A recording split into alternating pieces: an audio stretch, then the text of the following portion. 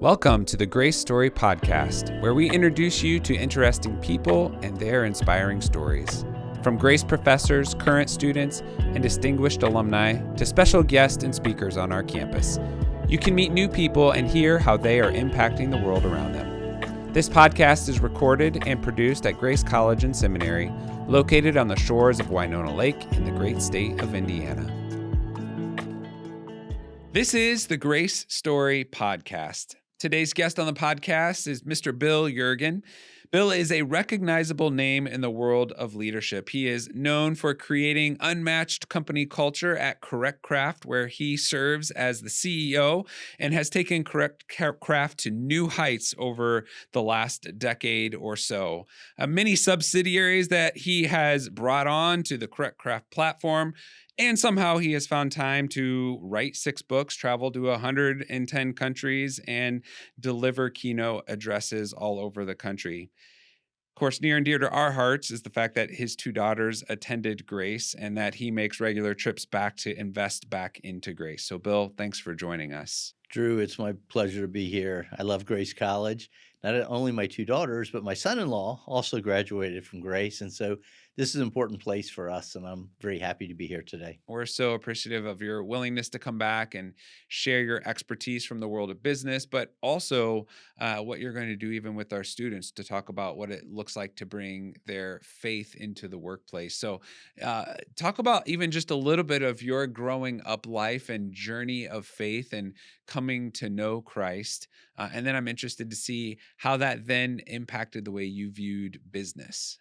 Sure, I grew up in a Christian family, had a wonderful mother and father and a brother, and just really the perfect family. Grew up in Christian school, and so I had a strong foundation, strong Christian foundation. But when I was in my 30s, my dad passed away. He had gotten Parkinson in his 40s, and just had a really rough 15 years. And so when I was in my 30s, and he passed away, I never lost my faith. But Drew, I couldn't really understand why such a good man that he'd been active in his church. I mean, this guy was a deacon, he'd help anybody, why he had to go through what he did and die early. So it really sent me on a search to really understand my faith as deep as I possibly could. So I started reading all kinds of books, Evidence That Demands a Verdict, The Case for Christ, on, and really tried to solidify my belief. I read the Bible cover to cover probably 10 times. I've listened to it through 4 or 5 times. And I found that there's just so much evidence that we can hang our faith on. But at the end of the day, it's not intellectual evidence. It's still faith. And so I wrote a book I'm going to be talking about in chapel this morning, Faith Leap, where I talk about, that idea of faith. It can be built on a strong foundation of evidence, but at the end of the day, you still have to have faith. Where in that journey for you did leadership begin to play a part, which is, you've written a number of books about leadership as well, obviously been an extremely successful CEO. When did sort of you recognize, I think I'm called to be a leader, and then I think I'm called to be a leader in the world of business? So this is interesting. When I was in elementary school, I remember a couple of times on my report card, a teacher would write, "Bill has leadership potential," or something. Usually that means you're a troublemaker, doesn't it? I think it probably did. It probably did. I went to a Christian school, so there was a time that I thought about being a pastor. I eventually transitioned into business. And what I found was that as a Christian, business leaders have tremendous platforms to share their story and share their faith. And so, listen, I'm not knocking being a pastor at all, of course, but 90% of churches are less than 100 people, and they're doing wonderful work. And again, I tremendously respect the pastors. But in the business community, people will listen to you that would never walk into a church. And people will read, I wrote a book, Faith Leap, about this. People will pick up that book because what's this CEO saying about this? That would never pick up a book that a pastor had written. So I'm not in any way saying that I'm better or that I'm in a better position than a pastor, but it does provide a platform to share my story that reaches people that might be unreachable otherwise.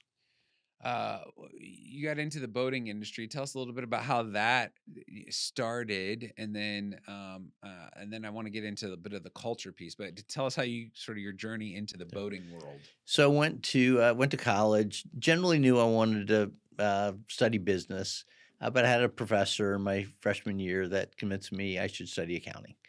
And so I got an accounting degree, became a CPA.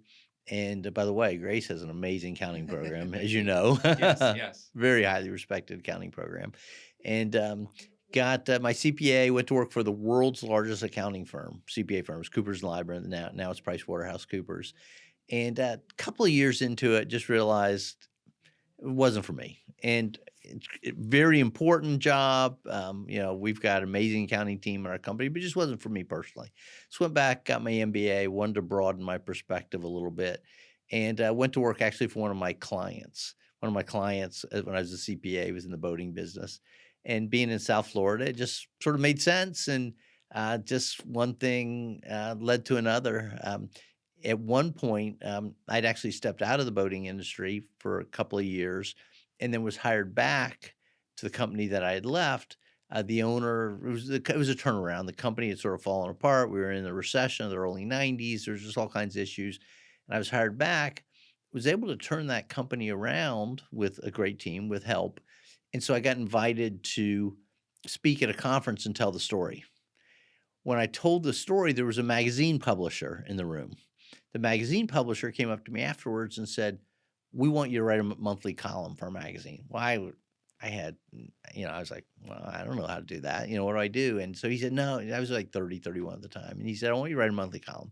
So I started writing this monthly column, Drew, and it sort of took off. And I started getting invited to speak all over the world at leadership conferences. And so literally I would travel all over the world. My daughters were homeschooled at the time. So I would take one of them with me and we'd go to Europe or Australia or Asia or all over. And so it was a great opportunity to, start to develop a lot of influence, in the industry. And so that's sort of the path that I've been I on. was really interested to listen and hear about how the writing part came into this, and I get you still write a monthly column, Yeah. so I get that monthly column. So I didn't know it was that many years ago that you started About that 30 years journey. ago, I mean, I've been published hundreds of times, but the real interesting part of that is how it led to the speaking, because people would read the column, they'd say, "Hey, we want this guy to come That's speak." right. And it just gave me an opportunity to develop influence, which I appreciated. Today, I'm the chair of the National Marine Manufacturers Association, which is the leading association in our industry, represents 36,000 companies in our industry. So it's just sort of grown on itself, and it's given me a platform that I can share my story, my values, my faith, and I appreciate that opportunity. How do you manage just, and I want to get into the correct craft story here, but how do you manage being a CEO, which is more than a full-time job in and of itself, obviously involved in your community and church and family, and then also almost have this other thing, or I'm sure they're integrated, but this other thing of writing and speaking and traveling, talking about leadership and culture. Like, I mean, how do you do that? A couple of ways. One is I've been blessed with tremendous energy, and I'm very, very I was going thankful. to ask you if you sleep or not. I don't. Yeah, oh yeah, I sleep. I sleep. But I've been blessed with tremendous energy, and I'm very, very, very thankful for that. Not only that, but my success has largely been based on having really amazing people around me. So I don't mind delegating. It's my job to develop the vision where we're going. It's my job to create, develop the values and make sure everybody's got a lot of clarity on that, and then let people do their job. And as long as people are doing their job, I'm happy to let them do that. And if you hire, we talk a lot at Craftcraft about having the right who's in place. It's who, not how. Mhm. You never, when you're trying to solve a problem, you never think, how am I going to fix it? You always think, as a leader, who's going to fix it? And if you get the right who's in place, um, everything becomes easier and your capacity just grows exponentially because you're not worrying about whether somebody's doing their job or not. Mm. You've been clear on their vision, you've been clear on the values you want them to operate with, and you let them do it. And Hmm. so that provides me the capacity combined with a lot of energy to do what I do. Wow. Oh, if you can bottle up the energy part, that might be in the next book. How to tell us the correct craft story, kind of how you got to correct craft, and then it's really amazing what has happened under your leadership. So just tell us a little bit about what has happened and why. Craftcraft was founded in 1925. We're about 6 weeks away from our 100th birthday. So we're very, very excited about that. And it was founded by a wonderful family who had great culture, great values. I wrote a book about it called Making Life Better that people are interested. They can pick up the book or reach out to me. I'll send you one for free. And if so, it tells the story. And the company, it's a wonderful story. But once they got about 80 years into it, things sort of started falling apart. Family ownership had gotten down to third and fourth generation. And, it's very unusual in any organization to get down that deep. I mean, less than 1% of companies, make it into the fourth generation or anywhere near 100 years. So there was just a lot. While there were good people, there were a lot of different perspectives on how the company should be run.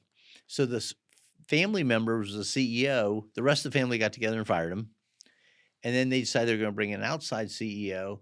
But everybody they brought in, it was just very, very challenging. And it was a challenging environment. So I was the fifth CEO in 5 years when I came on board. They had tried to hire me to be the fourth, and I walked away. I said, no, I just didn't feel like this is what I was supposed to do. And then when the guy they hired for the fourth, he lasted about a year, and they came back to me. Really, still wasn't interested. I actually wanted to be a consultant. That was my dream. I was going to start a consulting firm and run a consulting firm. And it was just a God thing. It was just a God thing. We don't have time for the stories, but I could give you 2 or 3 stories. You'd scratch your head and say, that really happened. And it was just a God thing. And so I felt like I'm supposed to go to Correct Craft. So I got there and it was a mess. I mean, literally the night that I got there, the very first night, I was starting on Thursday morning. I went in on Wednesday night, and the chief financial officer said, I need to talk to you. And I said, okay. And I walked over to his office. He said, it's a lot worse than they've told you. Oh, oh boy. I said, okay. That was literally my first hour on the job, my first 30 minutes on the job. And so it was a mess. And it got, because of the challenges with ownership, because 5 CEOs in 5 years. Oh, and the production guy, the guy who's run the production had just died of a heart attack. So they didn't, I mean, it was a mess. And so, luckily, we were able to turn it around, with God's help. Culture was a big part of that. And, driving in culture. And in 2009, we were a $40 million company. And last year we bumped up over $1 billion. So we've had incredible It's growth. amazing. And culture was a really big part of that. So you talked about culture being a big part of that, and sometimes culture is this sort of squishy thing that's can be hard for us to understand and define, and for a leader, at least for me, challenging to create and reinforce. But you've studied culture, you've written about culture. You're going to talk today at a luncheon about the economics of culture. Give us kind of the high level. What does culture mean to you? How is it instilled? What does it look like? Give us some pointers. So let me tell you a quick story that I think will help emphasize this, and then I'll come back more directly to your question. When I came to Correct Craft, as I said, we're in a mess. So just shortly into the job, I knew that we needed to do something to crystallize our culture and get our culture back on track. So I took 25 employees to Mexico, to Cati, Mexico, to build a house for a homeless family. Almost everybody thought it was a bad idea because, we had so many issues to work on. The company, it's like, are you serious? You're going to take 25 employees for a week and go to Mexico and build a house for a homeless family? And the reason I did that was because I was telling our team, hey, we're going to fix this. We're going to build a platform. And we're going to do a lot of good. But I was the fifth guy in 5 years, Drew. They had heard all kinds of stuff. They didn't know what they could believe from me. So we went to Cati, Mexico, spent a few days. Wasn't a week, but we spent a few days. We built a house for a homeless family, 110 degrees, working 110-degree heat every day, sleeping on the desert floor, very challenging circumstances. At the end of that trip, the people that went, we were in San Diego, getting ready to come back, and they said things like, That was the best few days of my life. I've never done something so impactful. I can't wait to do something like this again. Mm. Very difficult circumstances. So they went back to our team, told them, hey, this guy's saying this is for real. We're going to do some good things. Since then, I've taken employees to Cambodia, India, Ethiopia, all across Africa, Central America. We've done dozens of trips, and we do a lot of stuff in the States for our local communities. That was the turning point. Mm. That was the turning point for Careercraft, because now people knew, okay, we're going to do something big. We're going to fix this mess we're in, but we're going to do something big. So how do you develop a culture? It really is four sort of, I say easy steps. They create a lot of clarity because this creates a lot of confusion. Mhm. People don't know how do I develop culture. So I didn't say number one, be really clear on your values. And people say, oh, I'm clear on my values, but a lot of it's just sort of swirling around in their head. Yeah, we don't cheat, we don't steal, but just be really, really clear on your values. So identify your values. Number two, find a great way to communicate those values. If you go on our website, you'll see our what we call our identity pyramid or our value pyramid. And we've created a tool to be able to communicate those values to our team. The third step is, as a leader, you have to keep reinforcing, talking about them, talking about those values over and over and over again till you're tired of talking about it and people are tired of hearing it.